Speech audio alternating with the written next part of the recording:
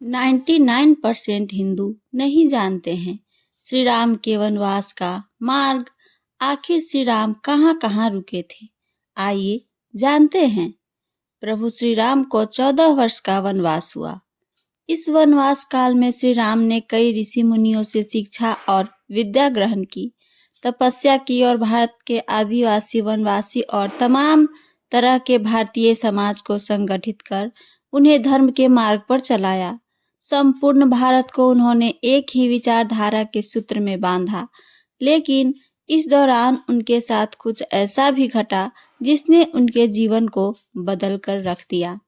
आइए जानते हैं आगे। पहला, तमसा नदी। अयोध्या से 20 किलोमीटर दूर है तमसा नदी। यहाँ पर उन्होंने नाव से नदी पार की। दूसरा, श्रृंगवेरपुर तीर्थ। प्रयागराज से 20-22 किलोमीटर दूर वे श्रृंगवेरपुर पहुँचे, जो निषाद राजगृह का राज्य था। यहीं पर गंगा के तट पर उन्होंने केवट से गंगा पार करने को कहा था। श्रृंगवेरपुर को वर्तमान में सिंगरौर कहा जाता है। तीसरा, कुरई गांव। सिंगरौर में गंगा पार कर श्री राम कुरई में रुके थे। चौथा, प्रयाग। कुरई से आगे चलकर और राम अपने भाई लक्ष्मण और पत्नी सहित प्रयाग पहुँचे थे। प्रयाग को वर्तमान में इलाहाबाद कहा जाता है। पांचवा, चित्रकूट। प्रभु श्री राम ने प्रयाग संगम के समीप यमुना नदी को पार किया और फिर पहुंचकर चित्रकूट वह स्थान है जहां राम को मनाने के लिए भरत अपनी सेना के साथ पहुंचे हैं। तब जब दशरथ का देहांत हो जाता है, भरत यहाँ से राम की चरण पादुका ले जाकर उनकी चरण पादुका रखकर राज्य करते हैं। छठा, सतना। चित्रकूट के पास ही सतना मध्य प्रदेश में स्थित अत्रि ऋषि का आश्रम था। हालांकि अनुसुईया पति महर्षि अत्रि चित्रकूट के तपोवन में रहा करते थे, लेकिन सतना में रामवन नाम का स्थान पर भी श्री राम रुके थे, जहां ऋषि अत्रि का एक और आश्रम था। सातवां, दंडकारण्य। चित्रकूट से निकलकर श्री राम घने वन में पहुंच गए। असल में यही था उनका वनवास। इस वन को उस काल में दंडकारण्य कहा जाता था। मध्य प्रदेश, छत्तीसगढ़ और महाराष्ट्र के कुछ क्षेत्रों को मिलाकर दंडकारण्य था। दंडकारण्य में छत्तीसगढ़, उड़ीसा एवं आंध्र प्रदेश राज्यों के अधिकतर हिस्से शामिल है। दरअसल उड़ीसा की महानदी के इस पास से गोदावरी तक दंडकारण्य का क्षेत्र फैला हुआ था। इसी दंडकारण्य की ही हिस्सा है आंध्र प्रदेश का एक शहर भद्रायलम। गोदावरी नदी के तट पर बसा यह शहर सीता रामचंद्र मंदिर के लिए प्रसिद्ध है। यह मंदिर भद्रगिरि पर्वत पर है। कहा जाता है कि श्री राम ने अपने वनवास के दौरान कुछ दिन भद्रगिरि पर्वत पर ही बिताए थे। स्थानीय मान्यता के मुताबिक दंडकारण्य आकाश में ही रावण और जटायु का युद्ध हुआ था और जटायु के कुछ अंग दंडकारण्य में आ गिरे थे। ऐसा माना जाता है कि दुनिया भर में सिर्फ यहीं पर जटायु का एकमात्र मंदिर है। आठवां, पंचवटी नासिक। दंडकारण्य में मुनियों के आश्रम में रहने के बाद श्री राम अगस्त्य मुनि के आश्रम गए। यह आश्रम नासिक के पंचवटी क्षेत्र में है, जो गोदावरी नदी के किनारे बसा है। यहीं पर लक्ष्मण ने शूर्पणखा की नाक काटी थी। राम लक्ष्मण ने खरदूषण के साथ युद्ध किया था।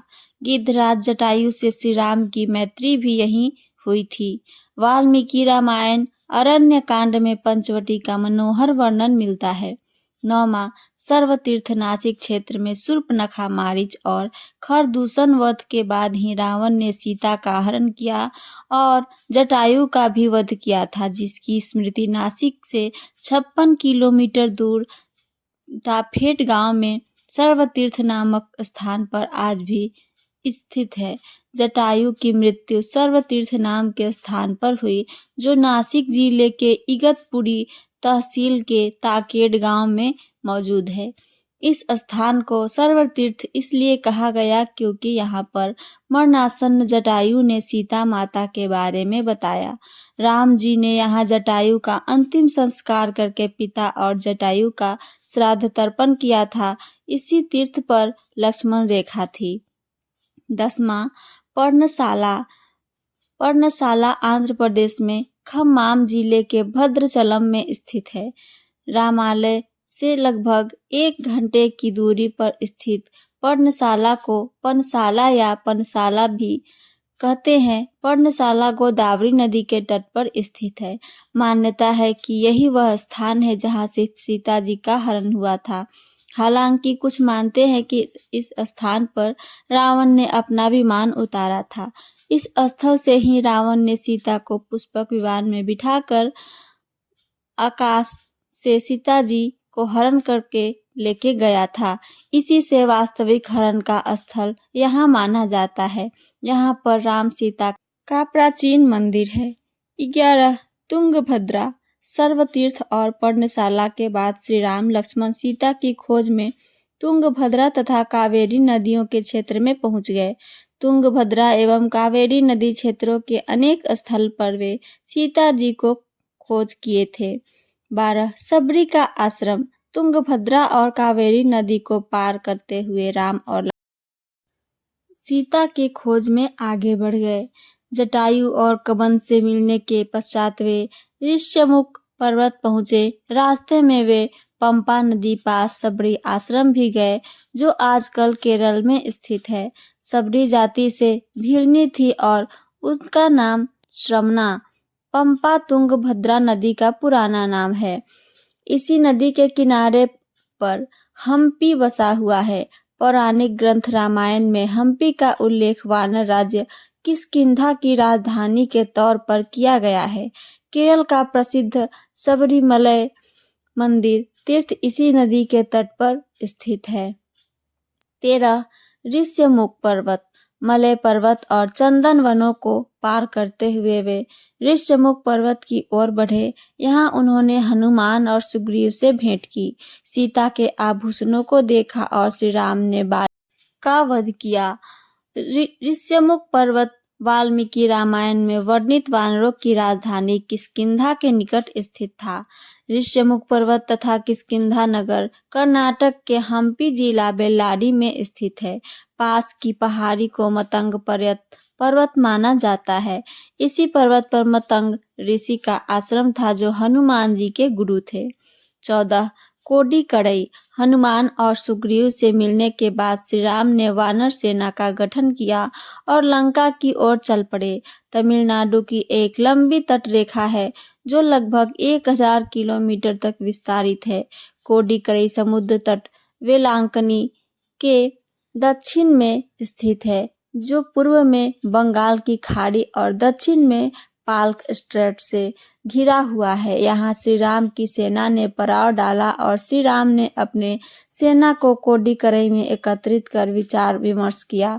लेकिन राम की सेना ने उस स्थान के सर्वेक्षण के बाद जाना कि यहाँ से समुद्र को पार नहीं किया जा सकता और यह स्थान पुल बनाने के लिए उचित भी नहीं है। तब श्री राम की सेना ने रामेश्वरम की ओर कूच किया। 15 रामेश्वरम। रामेश्वरम समुद्र तट एक शांत समुद्र तट है और यहाँ का छिछला पानी तैरने और सनबेडिंग के लिए आदर्श है। रामेश्वरम प्रसिद्ध हिंदू तीर्थ केंद्र है। महाकाव्य रामायण के अनुसार भगवान श्री राम ने लंका पर चढ़ाई करने से पहले यहाँ भगवान शिव की पूजा की थी। रामेश्वरम का शिवलिंग श्री राम द्वारा स्थापित शिवलिंग है। 16 धनुषकोडी। वाल्मीकि के अनुसार 3 दिन की खोजबीन के बाद श्री राम ने रामेश्वरम से आगे समुद्र में वह स्थान ढूंढ निकाला जहां से आसानी से श्रीलंका पहुंचा जा सकता था। उन्होंने मल और नील की मदद से उक्त स्थान से लंका तक का पुनर्निर्माण करने का फैसला लिया। धनुषकोडी भारत के तमिलनाडु राज्य के पूर्वी तट पर रामेश्वरम द्वीप के दक्षिणी किनारे पर स्थित एक गांव है। धनुषकोडी पंबन के दक्षिण पूर्व में स्थित है। धनुषकोडी श्रीलंका में तलैमन्नार से करीब 18 मील पश्चिम में है। इसका नाम धनुषकोडी इसलिए है कि यहाँ से श्रीलंका तक वानर सेना के माध्यम से नल और नील ने जो पुल राम सेतु बनाया था उसका आकार मार्ग धनुष के समान ही है। इन पूरे इलाकों को मन्नार समुद्री क्षेत्र के अंतर्गत माना जाता है। धनुषकोडी ही भारत और श्रीलंका के बीच एकमात्र स्थलीय सीमा है जहां समुद्र नदी की गहराई जितना है जिसमें कहीं कहीं भूमि नजर आती है। 17 नुवारा एलिया पर्वत श्रृंखला वाल्मीकि रामायण अनुसार श्रीलंका के मध्य में रावण का महल था। नुवारा एलिया पहाड़ियों से लगभग 90 किलोमीटर दूर बांद्रवेला की तरफ मध्य लंका की ऊंची पहाड़ियों के बीचों बीच सुरंगों तथा गुफाओं के भंवर जाल मिलते हैं। यहाँ ऐसे कई पुरातात्विक अवशेष मिलते हैं जिनकी कार्बन डेटिंग से इनका काल निकाला गया है। श्रीलंका में नुआरा एलिया पहाड़ियों के आसपास स्थित रावण फॉल, रावण गुफाएं, अशोक वाटिका, खंडहर हो चुके विभीषण के महल आदि की पुरातात्विक जांच से इनके रामायण काल के होने की पुष्टि होती है। आजकल भी इस स्थानों की भौगोलिक विशेषताएं, जीवन, वनस्पति तथा स्मारक आदि बिल्कुल वैसे ही हैं जैसे कि रामायण में वर्णित किए गए हैं। तो ये थी मेरी आज की जानकारी। मेरी जानकारी आप सबको पसंद आई हो तो चैनल को सब्सक्राइब और वीडियो को लाइक करना ना भूलें। साथ साथ अपना कमेंट करके हमें ज़रूर बताएं। सुनने के लिए धन्यवाद दोस्तों। जय श्री राम।